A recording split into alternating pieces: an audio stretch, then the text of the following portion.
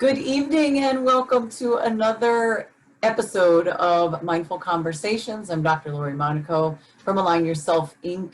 I am a life coach specializing in transformation and mindfulness practice. I'm a speaker. I am a holistic practitioner, and I'm also known as the Badass Buddha. And I am welcoming this absolutely strong, beautiful, resilient woman, Andrea McKie. So let me give you her bio because she's absolutely, this is such a phenomenon. I'm very excited about this conversation. She and I have been in conversation via email for too long. And she has a lot going on, and a lot has been shifted because of all this COVID stuff. So we'll talk a little bit about that as well. But let me tell you how fabulous she is. So she is the founder of Sisters in Arms nonprofit and Sisters in Arms Empowerment Movement. Do you pronounce it SIAEM for short? Is that how you usually refer to it? Okay. Yeah. Both organizations are dedicated to violence prevention and violence restoration in the lives of women and girls in underserved communities, with priorities being the U.S. and Caribbean. Andrea McKie is a 20-year veteran of the U.S. Navy and retired as a chief petty officer. Her final tour in the Navy, she served as a drug and alcohol counselor after earning her master's degree from Hofstra University, fabulous school, in rehabilitation counseling for psychiatric disorders. After retiring from military service, Andrea supervised an emergency psychiatric crisis unit in New Jersey for several years. In 2010, she went into federal service and currently serves as a sexual assault prevention, response, and recovery specialist for one of the military branches. Of all the experiences she has to date, it is the organization that she founded 2 years ago that she champions as her greatest accomplishment. And she quotes, "It is easy to join in on something and become a part of it, but what a risk to be your only member and begin something that started in your heart." Actually, I think that's so beautiful. It is now the extensions and partnerships with those she collaborates with to address all concerning behaviors that continues to be the reward of serving others. Andrea's term for those that she has partnered with is "my family with the heart condition that understands how to fill what has been empty for too long." Sisters in Arms embraces the African philosophy of, is it Ubuntu? Ubuntu. Ubuntu, which directs us to discover the height of our humanness, to be in service together, and to leave a mark of kindness and grace for others. To purposely anoint, and this is her quoting, "to purposely anoint a grieving world till the world smiles at its occupants would mean that we have produced in our lifetime with something wonderful." The SIAEM conferences and events are a storytelling platform that celebrates and honors the lives of women through many voices. Andrea will continue to build the foundation and the message of Sisters in Arms and SIAEM, and these are not two separate entities. They are a vital part of each other. And currently she is working on her thesis, busy lady, in preparation for her final step in her doctorate degree in Northeastern University. Welcome, Andrea. I'm so happy you're here this evening. Guys, thank you for inviting me. How is everything going? How have you been? How's I know your businesses, your nonprofit. How are you through everything that's been happening? I would say probably exhausted, but I am thankful, definitely thankful. I'm grateful that I am here and I'm breathing. And even though we may not want to go outside and take that deep breath, we tend to forget that we still have breath, you know? So I am mindful in all things that I woke up this morning, and I woke up on the right side of this life to do something different, you know, today. Yes, and that's such a beautiful way to look at it, that when we wake up, what can we contribute to this world? And be grateful for the fact that we are here and we're breathing and we're in relatively good health for some in very good health, but that we can contribute in some way, in a positive way, to a world that's in much need of this. And you have seen this with your experiences, with your career and with all the things that you've done over the years, plus your organizations. You've seen the hardest pieces of humanity, and you've also seen the most resilient and the most brave and courageous of individuals. So listen, you are unbelievable with you're such a busy lady. You have so much going on. You are, you wear many hats, including the founder of and running a nonprofit organization. You're an entrepreneur, you have your own business, as well as preparing for your final step towards your PhD. So how do you ground yourself? How do you find balance? How do you, what types of self-care do you do? And balance is interesting because what may be balance for me, someone will say, balance, that's not balance. Balance is, maybe I'll eat chocolate today.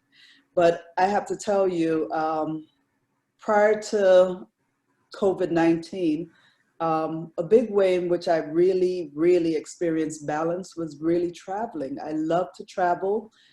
See new things, discover new things, new people. And now I could only do it in my mind. So all travel really ceased. And it's funny with COVID, what happened is that you go back to an earlier state. And for me, I went back to childhood because when I was a child, I used to love to read. I read everything. I read about Paris. I read about the Renaissance.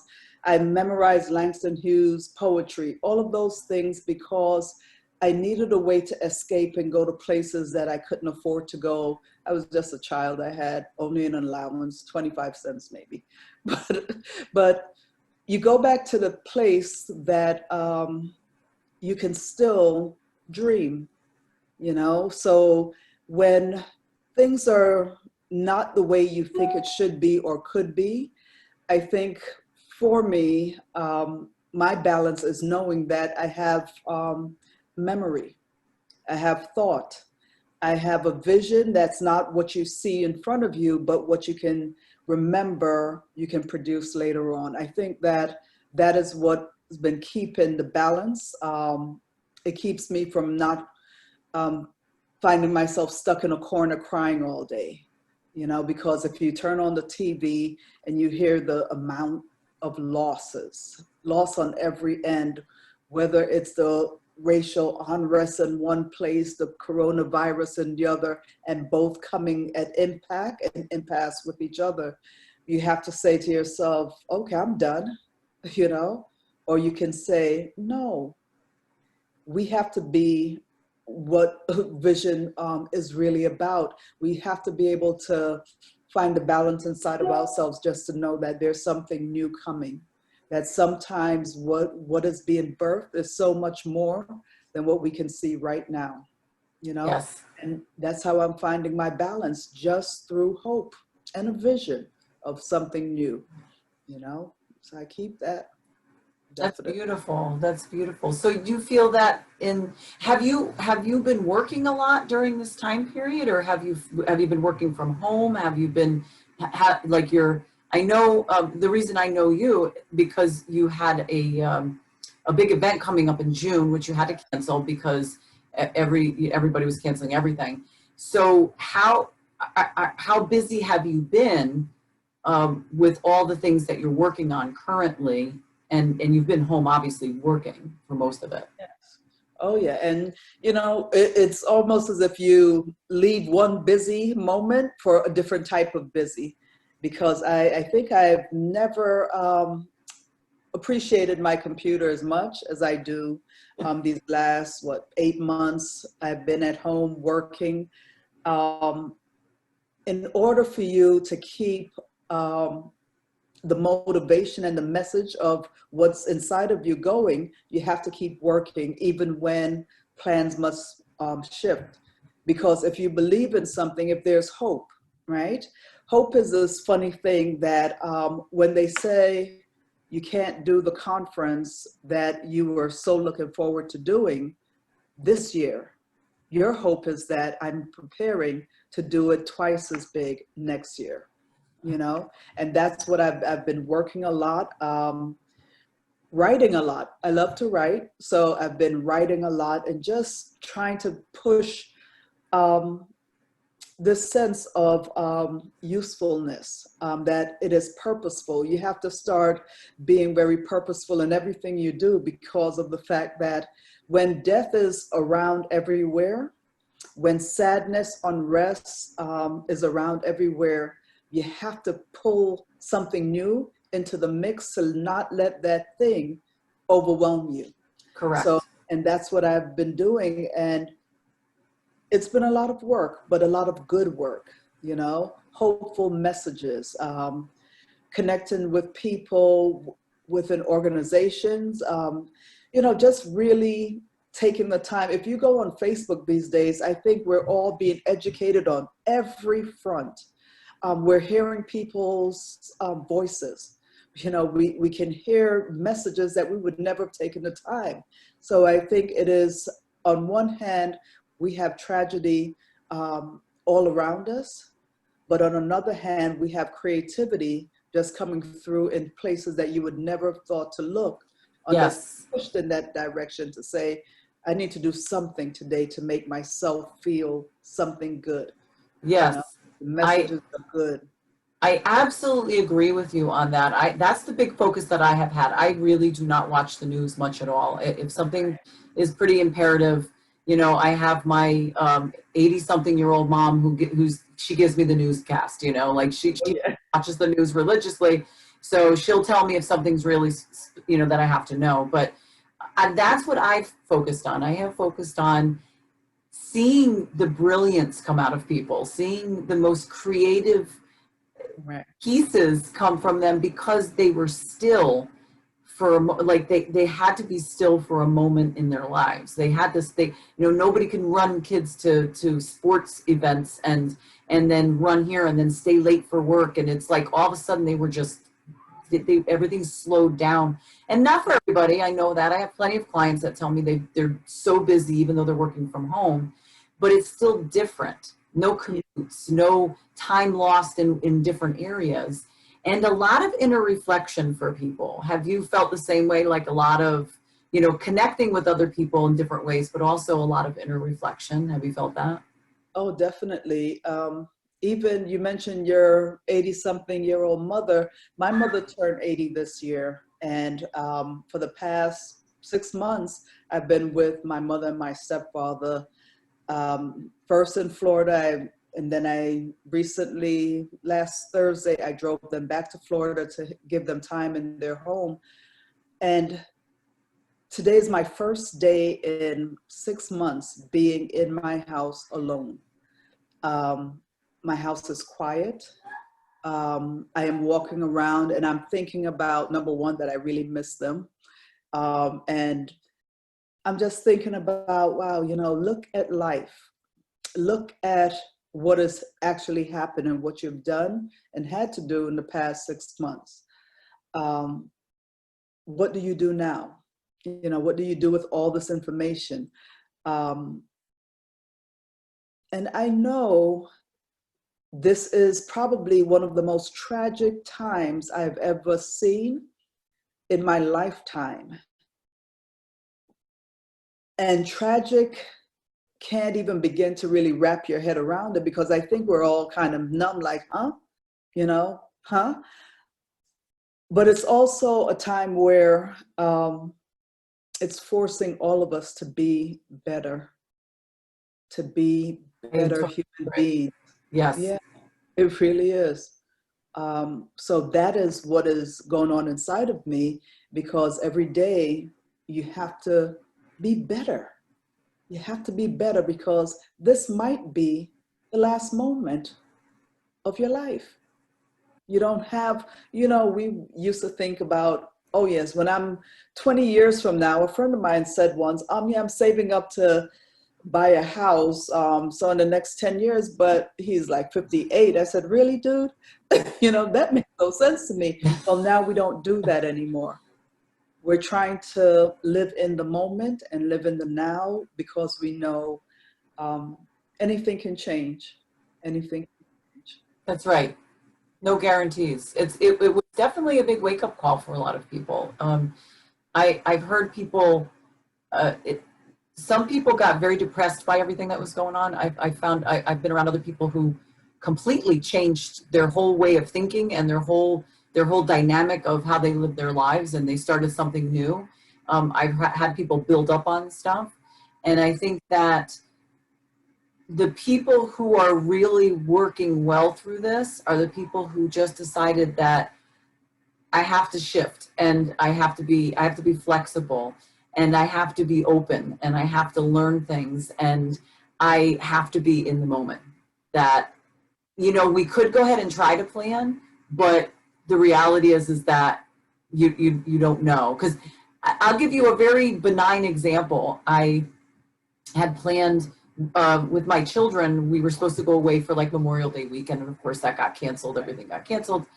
And then it went on into, okay, well, what about June? And we towards the end of June, and we went to the end of June, and it was, the focus was, let's go away, I forgot, to another state that was, like, we were gonna go to Pennsylvania, let's say in May, and they said, well, we'll pick another state. No, we couldn't go into the state. They said, you're not allowed to. Finally got into August. So every time I would start to look a little bit into the future, I was like, there's no point, because the moment I try, you know, it's not working. So it was more of a very last minute. We ended up doing a little, you know, vacation, but it was very last minute. It was literally like the week before, and yep, we're open. Okay, perfect. And I took the kids and we went. But before, it's like you plan like a whole year, you plan 5 years, you know, and now it's like you don't even know. You're like, you know, like tonight. So I was. We almost didn't happen tonight because I lost power here at my place, and we lost power like 2 weeks ago. We were out for like 5 days from that tropical storm. And so luckily everything came back and everything was fine. But who knew? You know, you start your day off and you're thinking, and then I looked at my phone and I had 7 severe thunderstorm warnings pop up over the last 4 hours. Right. Who knew? Who knew power would go? You just don't know. And you go with the flow. And I was all set to say, oh, I gotta call Andrea and say I can't, we're gonna have to reschedule, but it worked out fine. But what was the point? Why get stressed? You just say, okay, then that's the way it's supposed to be. And that's, I think that's the piece that's what I've taken from this, is that everything is precious. Enjoy the moment, enjoy the people within. I have found, I don't know if you have found this to be true, I have found that I've connected more now in the last 6 months than I had in the prior 6 to 12 months. I've connected in ways with people that have been absolutely phenomenal. People I haven't spoken to in a long time. Right. It's just been incredible. Because we don't have the outside distraction, the background noise that's always our life. I think you're right about it's a different feel. It's a different connection. And I think it's more heartfelt. I think it's more genuine, because we're looking more, actually, we've also disconnected from those that didn't connect quite well with us, that we tend to, you know, gravitate towards because, you know, we're there, you're there, I'm there. We're looking for people with like minds. Yes. People with like, you know, hearts, motivations. I noticed that the people that I've gotten into conversation out of this world are people that we're all doing the same thing. We all share, our commonality really have to do with what we believe we're here to do as people. And it's been some of probably the most fruitful conversations I've had. Yes. Just amazing that we can spend a whole day and we can just create an entire universe with these conversations and the exchanges. Just very dynamic, you know. I think we're learning new parts of ourselves. As old as we can be, we still can learn so much about who we are when, you know, you kind of peel back those layers. And sometimes it takes someone you're just meeting, and you're meeting them at a level that is so far beneath that surface of who you've always presented, you know. Yes. So I've had people cry with me, and we cried about everything and nothing in particular. And then we talked about hope, you know. So I think for me, this time, it is about what you said, the shift, understanding that sometimes you're going to have to shift, and how to shift well. Because we're all going to have to do it. Even those who are not ready for the shift. I don't think we can go back to our life,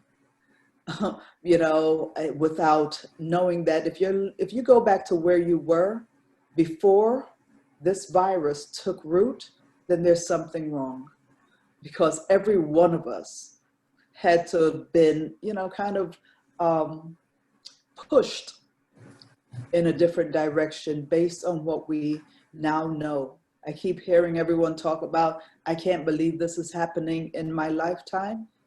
It is, and Yes. you will shift because of it. Absolutely. Absolutely. Before I ask you any more questions, I want to just give some shout outs to, Michelle Houston is on. Good evening, Michelle. She said, good evening, ladies. Rose Alonso, good evening, she's saying. Elfreda Edwards, good evening. Let's see who else. Anne-Marie Gonzalez, Anna, hey girl. And so Rose said, purposeful in everything you do, how true, absolutely. Marianne Buston is also watching, Sharon Moran Cooper, and Rose said amen to what you said. So thank you everybody for your comments, and yes, keep them coming if you have any questions. So with your experiences and everything that you've, your life experiences, or your journey, how would you say your past has created your present? Oh, I always go back. It really begins with those two people that I was fortunate enough to, one seed dropped into one place at the right time and created someone that wanted to really come out and be a reflection of her parents. Mm-hmm. I think that when you're talking about the beginning of anything and how my past, my in between, and everything is really those voices that never leave you. It's funny when I think about even growing up in Jamaica for a very brief moment in time, I can tell you that Jamaica becomes the other thing that presses against your memory. So I have to choose Jamaica to be the place I go back and start to bless, because that's who I am. That's where my heart is at. But it's also the voice of my parents. My father passed, but he is the voice in my head. Sometimes I hear and I'm thinking, wow, you sound like your father, you know? Just those are the things that are probably pushing me more than anything else. My mother has dementia, but it's to a degree where she may repeat herself, but sometimes what she repeats and asks the same question over and over again tells me that that's still my mother. She's still in there, because the questions that she's asking have to do with, are you okay? Oh. Are you happy? Why do you live in such a big house? And Mothers. go through so many things, and then sometimes she just makes me laugh, but I appreciate that she has voice. I appreciate that I am in a position where the love of my mother is such the thing that envelopes my entire being. Sometimes I look at her and, it's just like amazing, or I play fight with her and she finds that funny.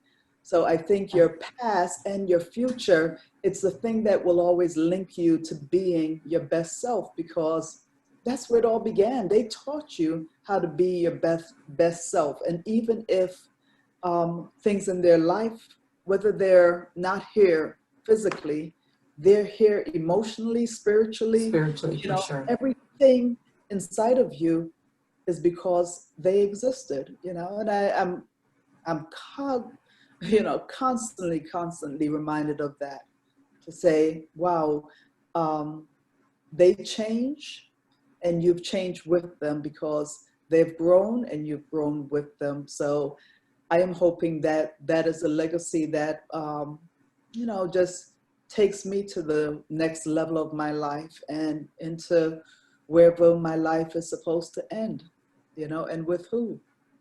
Did they teach you to be brave and resilient? Do you feel that they played a huge role into that? Oh yeah, I would say that my father was the type of man that when we would complain, Daddy, why would you let somebody do that to you? And he would laugh. He would say, it's okay. He forgave the world, everything, no matter what. He had a heart that was amazing. And I always think of my father in the way that I want to be my father's heart. I want to be that person that no matter what you do to me, if you say, please forgive me, I want to let it go. And I've been able to do that more times than not because of the fact that I don't think holding anything on that is torment inside of you is what I would ever want to produce outside of me, because whatever is in there is going to come out. That's Right? correct. Yeah. Absolutely. And my mother was and always is that woman that I wondered, how did she raise all of us? And with what did you do to keep getting up every day and knowing that I'm taking care of these kids? We never wanted for anything. Today we had to do, I was doing an online course for my job, and the researcher was talking about, yes, all of those childhood issues that people have. Have you taken your ACE exam? Did you do this? And I thought to myself, wow, I am lucky, because when I looked down at there and realizing that my points was 1. And for anyone upset what I'm saying, it means that, I've had a really good life, and I had good people that brought me into and through childhood. So I look at that, and I just know that these are the reasons I can be resilient, because I've seen them struggle through harder things, harder times, and kept getting back up with smiles, getting back up with determination, and getting back up with forgiveness. So that is what creates the resiliency inside of me, because I know I came from powerful people, That's very much. fabulous. So did this play a role too, like how, your parents and your life experiences, did that play a role in you creating the nonprofit organization and the business that you created? Yes, because and it's also, you can't spend 20 years in the military without not being so still attached to it. You're not ever, like, I'm never going to not be a Navy chief. I am never going to not feel connected to military members and the goals, especially women in the military and what they're achieving these days. So all of it it's like bringing the best of what you know to some of the worst ideals, and the violations, and the insults and the ignorance, and then the beauty of what happens when you find support from someone else. How good it is to be human when you can do that little thing and that life has changed forever. Understanding your place of service. I talk a lot about service because I think when your father is a minister, right? You learn service very early on when, you had your little candy and he makes you give one away, or in the military, you learn service in a way when boot camp, I always tell the story. I said in boot camp, it didn't matter that I was in pain and I stood and ran the race. When I was done, my company commander said, go back now to that woman and that girl who's struggling, because you're going to help them cross the finish line. Mm. And I remember the message behind that is such an important one. Even though I may not have appreciated the pain of having to do it, when I got them over the line, that was my second time coming over, not appreciated, but um, what you understood about that is how grateful you were to even be in a position where you're taking them there. And they Yes. may not have been able to come to that finish line if you didn't just come back and get me where I'm at and please pull me along, you know, because now the pain is not so great on one person. And I think that the organization is just, it is probably the expression of everything, and every experience, every hurt, every joy, every challenge, every understanding about what it means to be living inside of me, you know, and how I'm taking in the bits and pieces of the world and the experiences that the world has given me and provided for me, and saying I can do something too, because we can truly, truly be, and Gandhi, it's such a cliche phrase, you know, about be the change you wish to see in the world. I said that, you know, he came up with that, and that was one of the most brilliant things that's ever been spoken on this planet, because it is true.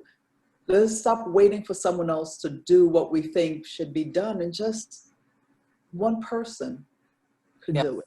It takes one person. That's Yeah. right.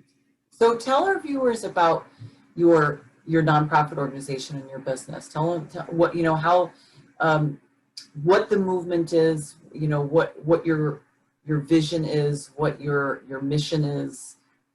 Okay.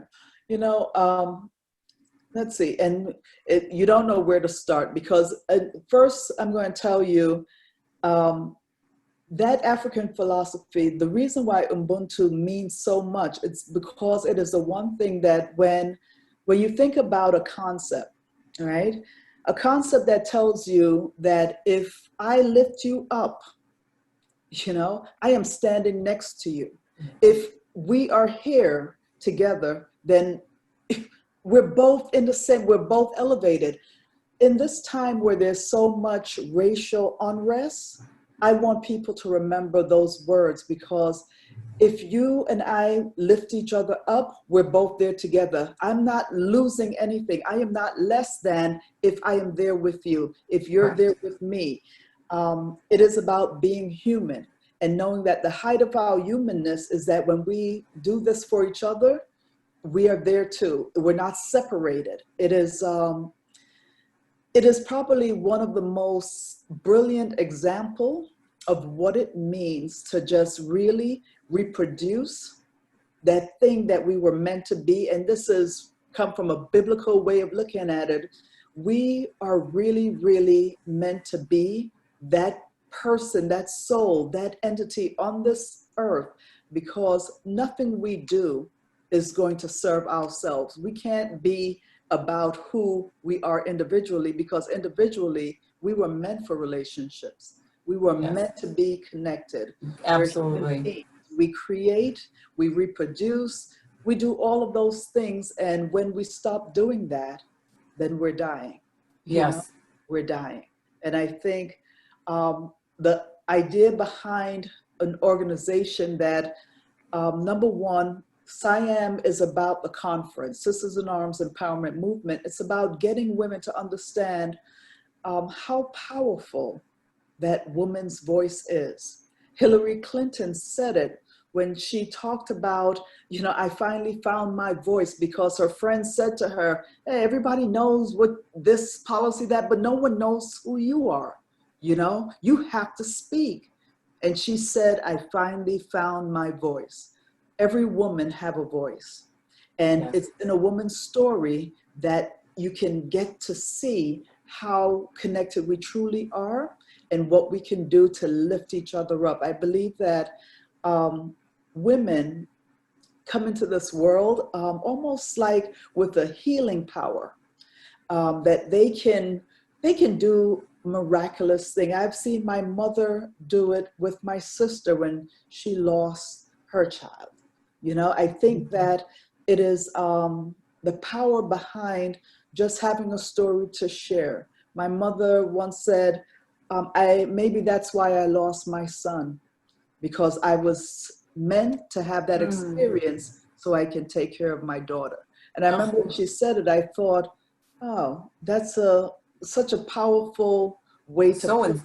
insightful, Yeah, and so unbelievably compassionate.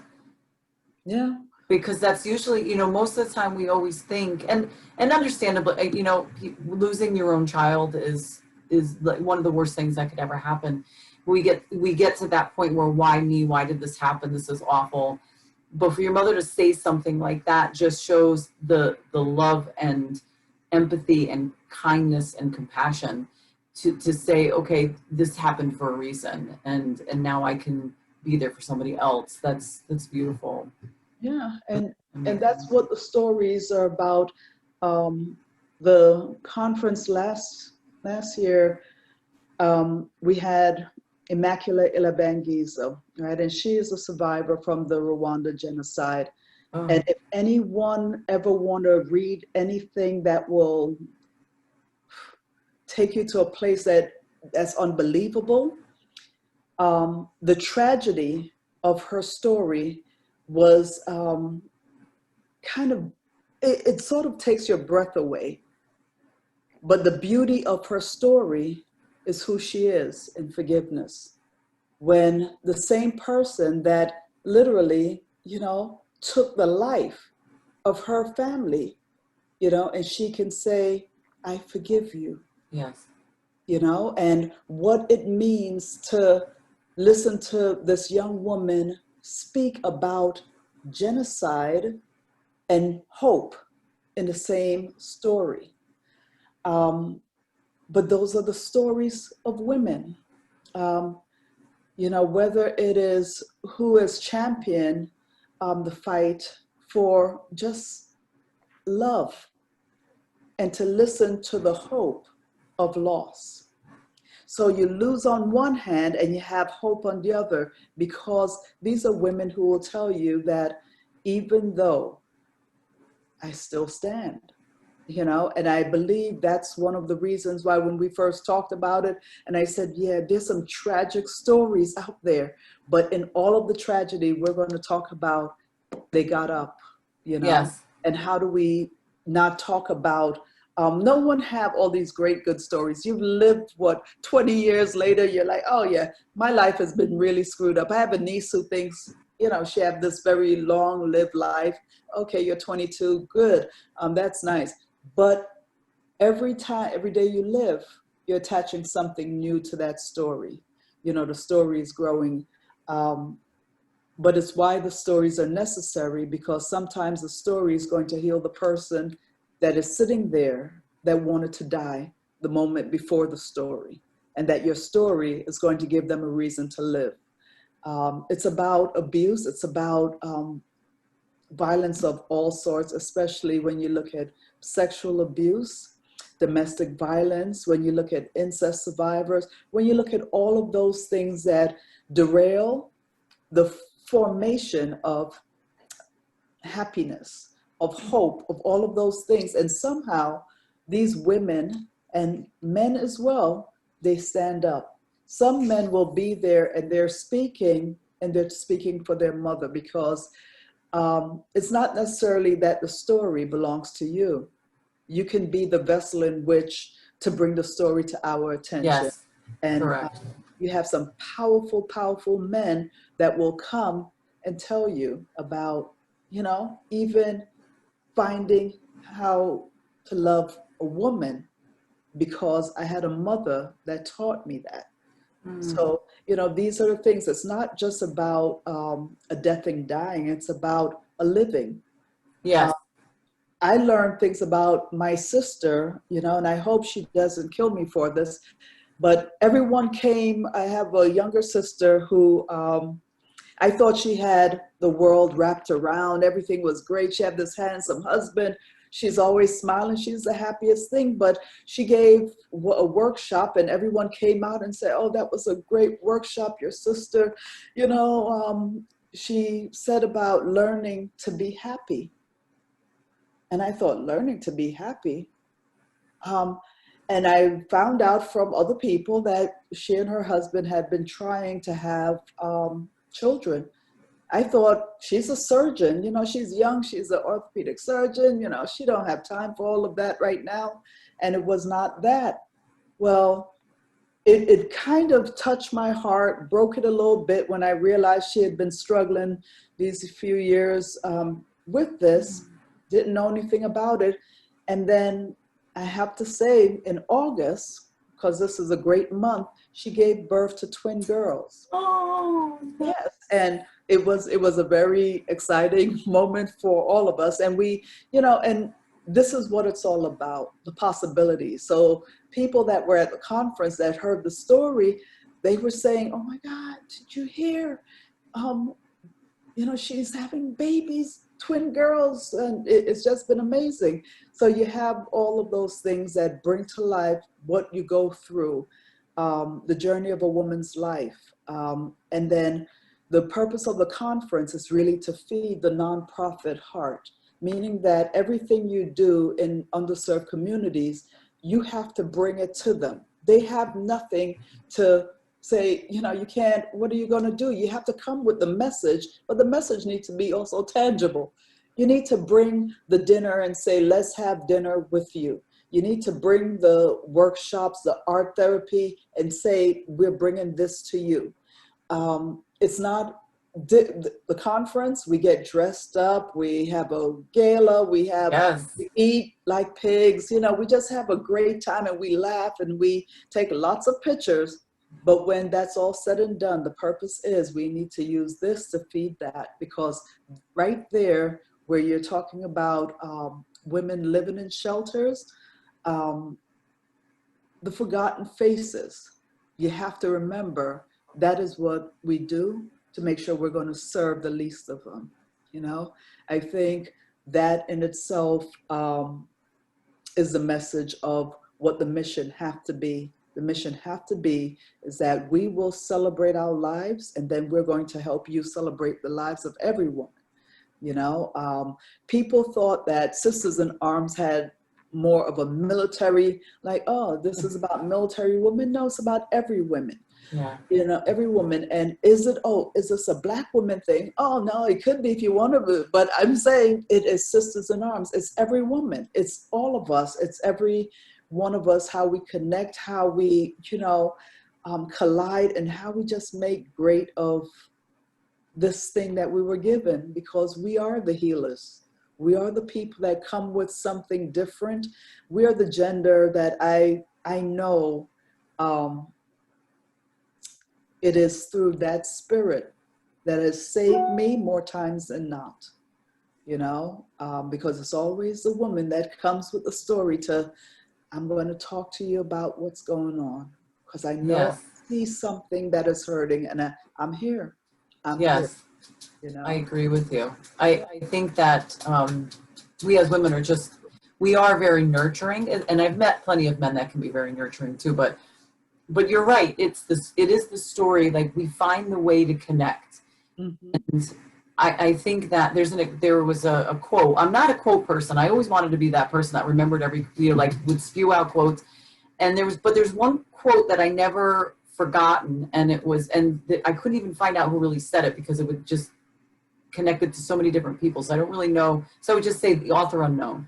And it said, to the world, you are one person, but to one person, you are the world. And even if you are brave enough to share your story with just one person, and that makes a difference in that person's life, it was all worth it. Because we don't know what is going on in anybody's life at any given time. And we don't know how strong or not strong the person is that's dealing with what they're going through. And when you become brave enough to say, this is what happened to me, and know that no matter what, even if people came up to you and you know, like the bad people, the people that have that lack mindset, that try to use it against you, mm-hmm. strong, because it doesn't matter. It's to you, it's a story, but you've let it go. You've forgiven, you've let it go, but it's a story now to empower. And right. And that's the beauty. Like that's one of the things I love about when I speak, because I do that. I share, and I'm not taking credit for that. I mean, there's a lot of speakers that do that. I've just found my platform to where I feel very comfortable telling people my story, and my story is nothing compared to what other women have gone through, or other people in general have gone through. But in the end, I always have somebody, at least one person, that comes up and says, thank you so much. I needed to hear that. I needed to hear that. This happened to me as well. And oh my God, you know, and you get that connection. And the other thing is that, like Lisa Nichols, the speaker Lisa Nichols, one of the things she says is she talks about failing. When you fail forward. This way, if you fall, you're falling head first, you're falling on your hands, and it's much easier to pick yourself back up again. Because we all do, we all fail, we all fall. Right. It's how we decide. And you decide it. You decide, okay, I'm not doing really well at this. I'm failing at it, but I'm going to fail forward. So this is what I got to do is just get up, and I still see what's in front of me. Oh, yeah. And with an organization that what you're doing is you're providing people to come up next to everyone and say, oh, you fell? I'll help you up. Oh, yeah. Arm, and let me walk with you and help you until you can walk yourself. And then if I need help, I know you'll help me. And I have been around so many organizations lately that are doing this, and it's just the most beautiful thing. Rather than pushing down, you know, and that's what we perpetuate. We push that in media, we push that in entertainment. You know, there's always these reality TV shows and all that show the bad side, and you know, and they do the look, and you know, and like all these people behaving so badly. And I look at that, and, oh my God, this is not the humanity that I believe in. Right. It's what you're doing, and it's what I'm doing, and it's what all the people that in our tribes are doing, because you inspire other people. So all the people that you are involved with, they either came in because they want to be a part of it, or you found them, but whatever it is, it's just extending further what you're doing. Yeah. And lifting up all these women. Oh yeah, and that's the heart of all of it, you know, is doing what you can just to change someone's life, and in turn they're changing yours. Yes. You know, yes. Yours. I'm telling you, I was in Jamaica in January. I should have treasured that trip because it was the last one this year. You know, but it was just amazing conversations, both with men and women, you know. And I met a guy, and we were in conversation, and he was talking about his heart being broken by his wife, and always believing that she was going to love him forever, you know. And he said, it takes everything for you to just be able to go on, because he said you loved her that much, and you have to go on without her, you know. And we got into the best conversation of a lifetime, because I was saying, God, this was so great. It was like being with a girlfriend, where you can really open up that part of yourself, be so vulnerable. He was that way with me. Wow. We were sitting, eating. Okay, we had a couple of things to drink, you know, but it was beautiful. It was a beautiful moment, because that is what the height and the heart of being human is really all about, is that I can trust you with me, you know. I can trust you with me and be okay with it, you know. So it is the thing that I have to keep going back to, because that is the goal of SIAEM. That is Sisters in Arms. That is the foundation. I don't get up on the platform to speak my story. I believe my job, my role, was to build a foundation so others can come and stand there to tell their stories, you know, because it's through their stories that everything is going to be transformed, you know. And you call for the young women, you call for the old women, you call for the young boys, you call for the young girls, you call for everyone, and say, come here. You know, this is where I want you to begin, you know, begin to do something. What you had asked me to speak at the conference that was supposed to be in Long Island, and So when Andrea was chatting with me about this, we had a couple of calls, and then on the second call, she says, "Okay, so we're going to put you in this hotel, and we're going to have you speak on Friday, but I want you to come. I think it was Thursday night because we have a pajama party." Right. And in my head, I'm going, "Oh my God, this is fantastic! This is exactly where I want to be." She's like, "It's really good to mingle with all the people that you're gonna be teaching and speaking to." And I was like, "Oh, I was so ready for this." I was like, "I loved that idea. That is so fantastic." But remember, 2021 is bigger. Yeah, and we have the vision. It's going to happen. You know, fantastic. Let's see what we've had a lot of people talking. So let's see. So Gretchen Clark says, Andrea is such a wonderful advocate for those in need, a beautiful outward mindset. Alfreda Edwards, I hope this is being recorded to be shared. Yes, it is. There are so many lessons I am learning, and I am sure others would love to learn as well. Absolutely, it's definitely being recorded. Michelle says, left to tell, Immaculate is beyond extraordinary. Her book changed my life. Yeah. Michelle Carpenter is watching. Michelle Houston says, our favorite quote is the motto for Jeffrey's Joy of Giving mission. We are all just walking with each other. We are all just walking, I'm sorry, I can't read. We are all just walking each other home, which is from Ram Dass. Michelle has her dog is Jeffrey, and she has an organization around him. He's a therapy dog, and he wins awards. He's the most spectacular dog, and the beauty, especially the beauty behind it, is the fact that he's a bully breed dog. He's a pit bull, and he's absolutely gorgeous. But he just shows you what he represents is that you can't look at something and make the assumption. Right. Because it's you have to get deeper. You have to get to know, and he embodies gracefulness and love, like truly. So Gretchen Clark says, I'm glad he had that chance to speak with you, the gentleman in Jamaica. Andrea, we don't raise men to share and have connections with other men like that. How lucky he was to get to connect and share and hopefully heal a bit with you. So yes, I absolutely agree. Yeah.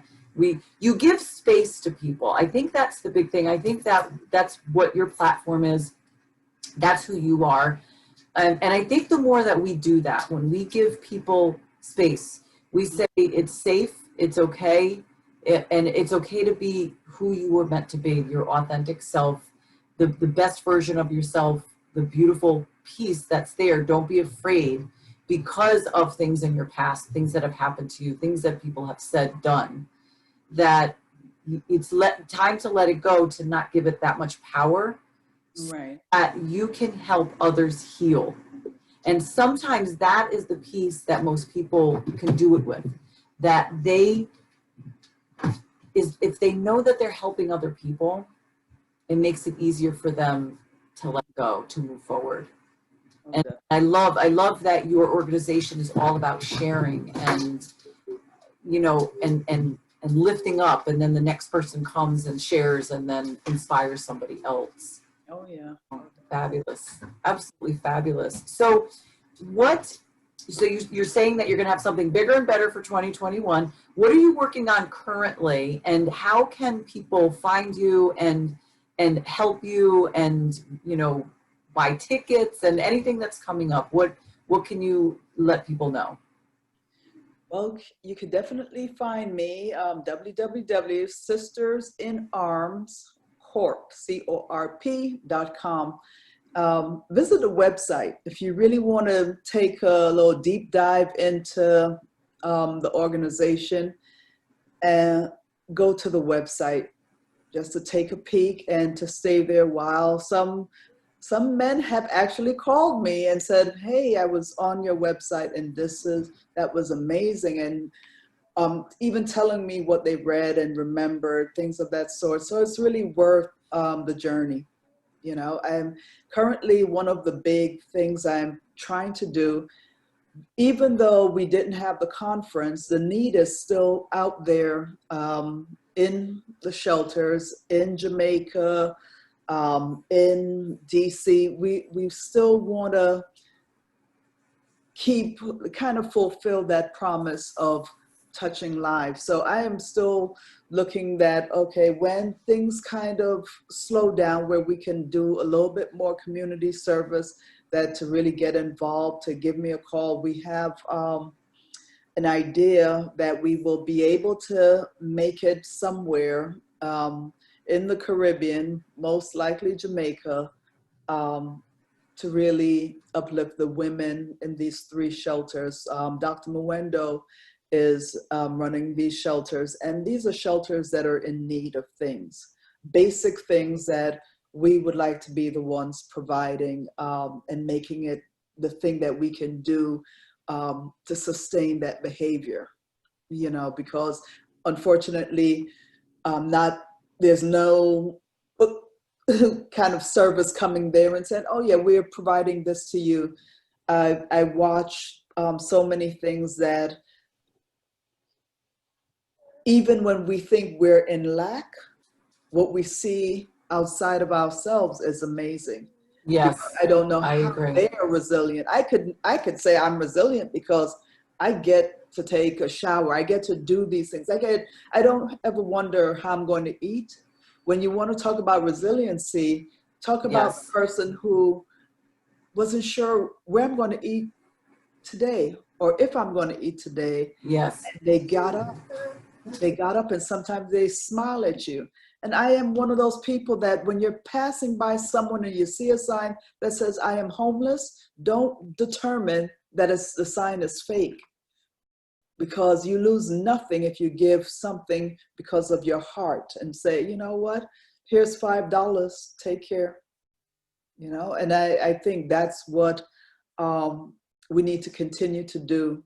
And while I'm still building, I'm building the different tools that we're using to bring it into these different places. I'm also planning and plotting for, we're going to have to hit the New York and Kingston, Jamaica circuit for 2021. And we're going to turn it upside down. That sounds absolutely fantastic and fabulous. And Dr. Lori, you're in. Thanks, Andrea. Thank you so much, and thank you for coming on this evening. And yes, we had a lot of people jumping on tonight, and this is Paige Ashley. Thank you for coming on. And so Michelle said, "Can you share the details information?" Yes, I will actually post it. Michelle, I'll put it in the comment section. Wanda's on as well. And yes, thank you so much for coming on and sharing and just being the beautiful spirit that you are. And you are a beautiful representation of your organization. You really are. I'm listening to you speak, and you're so peaceful and graceful, and all I feel is love coming off of you. And it's just absolutely fabulous. And I really encourage those of you viewing to get involved with this organization. And again, I will post all the information so that you have it. And from there, we will just reach out and help you build this absolutely fantastic thing for 2021, and also whatever you need for the rest of this year as well. Thank you. Thank you. It was the first conversation we talked about it. I felt very connected. So I still feel that way. So we're going to really do great things together. I look forward to it.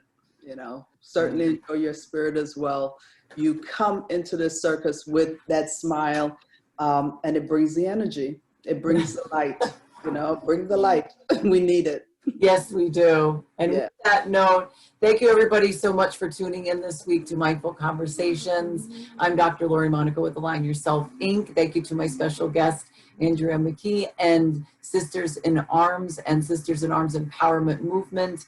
And I will post all the information, and all of you have a beautiful weekend, and I will see you all next week. Thanks so much, and take care.